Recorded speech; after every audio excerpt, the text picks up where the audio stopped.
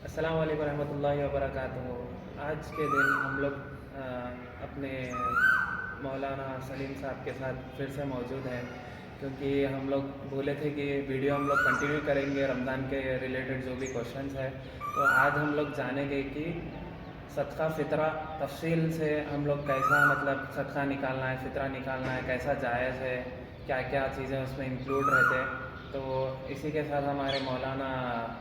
سلیم صاحب ہمارے ساتھ موجود ہے پھر سے۔ السلام علیکم ورحمۃ اللہ وبرکاتہ۔ دیکھیے، گزشتہ میں جو بحث ہوئی تھی وہ روزے سے متعلق تھا، کن کن چیزوں سے روزہ ٹوٹتا ہے،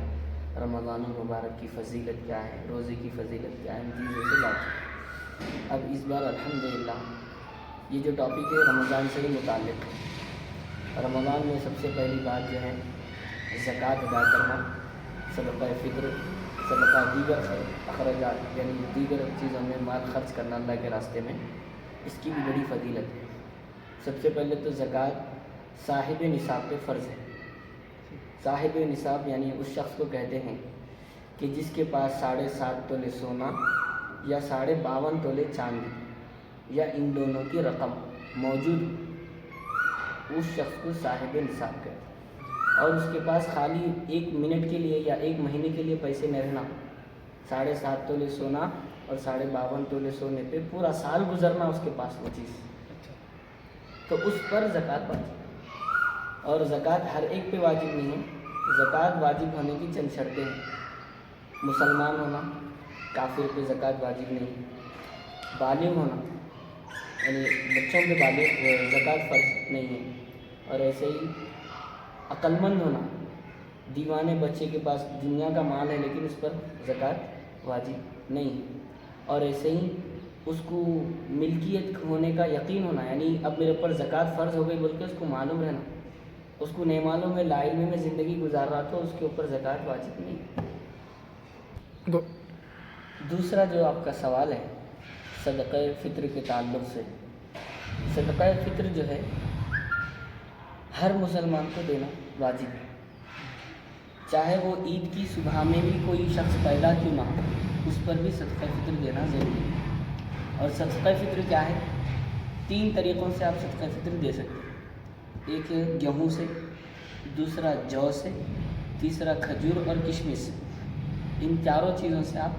صدقہ فطر دے سکتے ہیں، کیونکہ نبی علیہ، اور اگر گیہوں سے آپ دے رہے ہیں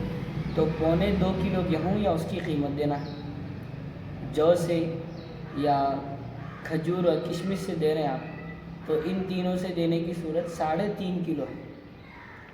کیونکہ نبی علیہ الصلوۃ والسلام کے زمانے میں چونکہ وہ عرب ممالک میں کھجور کی پیداوار زیادہ تھی، کشمش کی پیداوار زیادہ تھی، گیہوں وہاں پہ زیادہ پکتا نہیں تھا، تو وہ بہت مہنگا تھا، یعنی قیمت اس کی بڑھ کے تھی، تو اس واسطے اس کی قیمت کم ہے، یعنی اس کی وزن جو ہے 2.25 کلو تک کا ہے۔ کھجور چونکہ اب وہاں پہ عام تھا، آج بھی کھجور مدینے میں، مکہ میں عام ہے، اس کی وجہ سے وہ 3.5 کلو کی جو قیمت ہو رہی اس کے حساب سے صدقہ فطر دینا ضروری ہے۔ اور 2.25 کلو گیہوں جو کی جو قیمت ہو رہی، یا قیمت دیں یا موجودہ دور میں تو قیمت ہی دینا ضروری ہے۔ اب 3.5 کلو کھجور کسی شخص کو دیں گے تو وہ کیا کرے گا موجودہ دور، تو اس کو اس کی قیمت ادا کر دیں 3.5 کلو کھجور کی، یا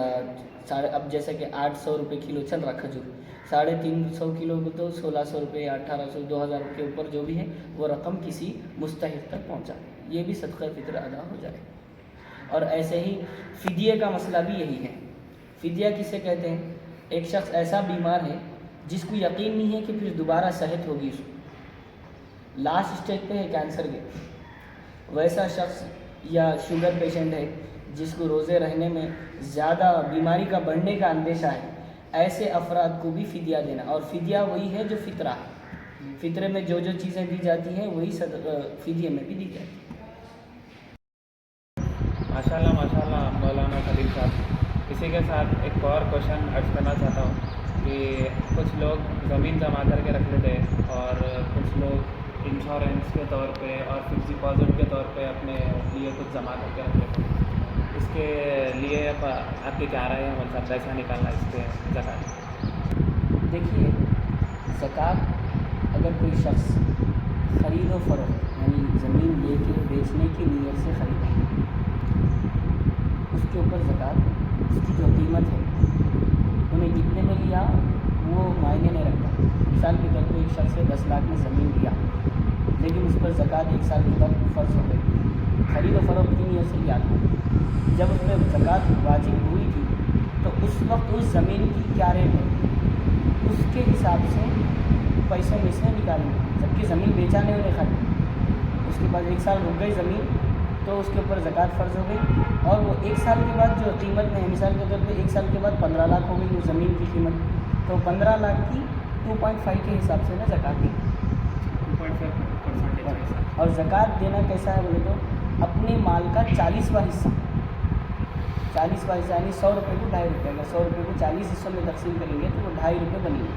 تو ایسے ہی لاکھ کے اوپر 2.5 روپے، کروڑ کے اوپر 2.5 لاکھ روپے، تو ایسا کرتے ہوئے زکوٰۃ نکالی جائے گی۔ اور دوسرا یہ کہ جو احباب گاڑی کا، مکان کا انشورنس کراتے ہیں اس کے اندر مال کے واپس آنے کا یقین نہیں رہتا، لیکن لائف انشورنس میں مال واپس آتا کسی بھی حال میں، تو جو مال جتنا بھی ان کا جمع ہوا اصل مال، چونکہ بسا اوقات کیا ہوتا مال جتنا بھی جمع کرو بعد میں اس کا ڈبل ٹبل ملتا، چونکہ جو مال زیادہ ہے وہ سود اور حرام ہے، اس پہ تو زکوٰۃ واجب نہیں ہے، لیکن جو ان کا اصل مال جمع تھا اس کے اوپر گزشتہ سال کی بھی زکوٰۃ واجب ہوگی، جتنے سال سے انہوں جو مال جمع کرے ہیں اتنے سالوں میں اگر جب ان کے اوپر زکوٰۃ فرض ہو گئی تھی درمیان میں، تو اس سال سے لے کے 10 سال تک بھی اگر ان کے پاس مال جمع رہا تو اصل جو مال ہے ان کا اس کے اوپر زکوٰۃ واجب ہوگی۔ اور دوسرا جو آپ کا سوال ہے کہ جیسا کسی کمپنی میں شیئرز خرید کے رکھ لیا، تو اس کا بھی مسئلہ یہی ہے کہ موجودہ دور میں اس کی کیا قیمت ہوگی، ان شیئرز کو اگر بیچا جائے یہ نہیں دیکھا جائے گا کہ انہیں شیئرز کتنے میں خریدا، بلکہ جس وقت اس پہ زکوٰۃ فرض ہوئی اس وقت ان شیئرز کی مارکیٹ میں کیا ریٹ ہے اس کے حساب سے زکوٰۃ نکالیں۔ اور ایسے ہی بہت سارے احباب اپنا جو مال ہے بینکوں میں فکس ڈپازٹ کر کے رکھ دیتے ہیں، تو وہ بعد میں ملنا یہ بات اس کو یقینی ہے، وہ مال ایک مقررہ وقت میں ان کو واپس مل جاتا، تو جو ان کی اصل جمع پونجی ہے جو انہوں جمع کرے تھے اس کے اوپر زکوٰۃ واجب ہے،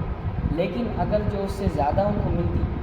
بینک کی طرف سے تو وہ سود ہے، حرام ہے، اس پر زکوٰۃ نہیں ہے۔ اور ایسے ہی بہت سارے احباب گھر خرید کے اس کو کرائے پہ دے دیتے، تو کرائے پہ دینے سے زکوٰۃ واجب نہیں ہوتی، البتہ جو مال کرائے کے ذریعے سے حاصل ہوا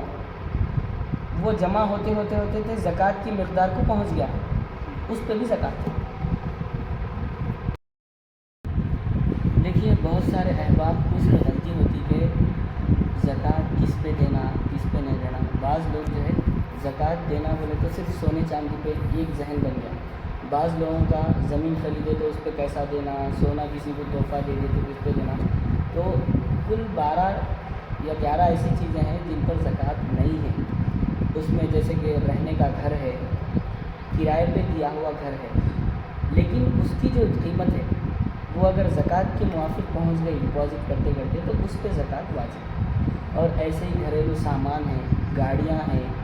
خدمت گزارا ہیں، جیسا باندی جس کو بولتے ہیں، ہوم میڈ جس کو ہم بولتے ہیں، آج کے زمانے میں تو نہیں ہے ایسا۔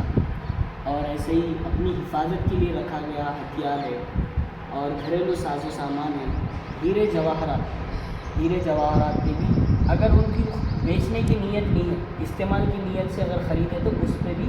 زکوٰۃ نہیں ہے۔ اور ایسے ہی آپ کے گھر میں کتابیں رکھی ہوئی ہے مطالعے کے لیے، اس پہ بھی زکوٰۃ نہیں ہے۔ گھر کے جو چھوٹے موٹے سامان ہیں جو بڑی قیمت میں آتے ہیں، جیسے فریج ہے، کولر ہے، واشنگ مشین ہے، 25 30 ہزار، 50 ہزار کے بھی ہے، تو ان چیزوں پہ زکوٰۃ واجب نہیں ہے۔ اور ایسے ہی جو ہے جو فیکٹریوں میں کام کرتے ہیں، جیسا بڑھئی میں کام کرنے والے ہیں، ان لوگ کو مشینہ ہونا پڑتا، تو وہ بھی 15 ہزار کے 20 ہزار کے لیتے، کسی مشین پہ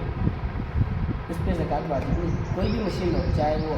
لکڑی کاٹنے کی ہو، چاہے آرا کاٹنے کی ہو، کون سی بھی مشین وغیرہ آلات جتنے بھی ہیں ان تمام پر زکوٰۃ واجب نہیں۔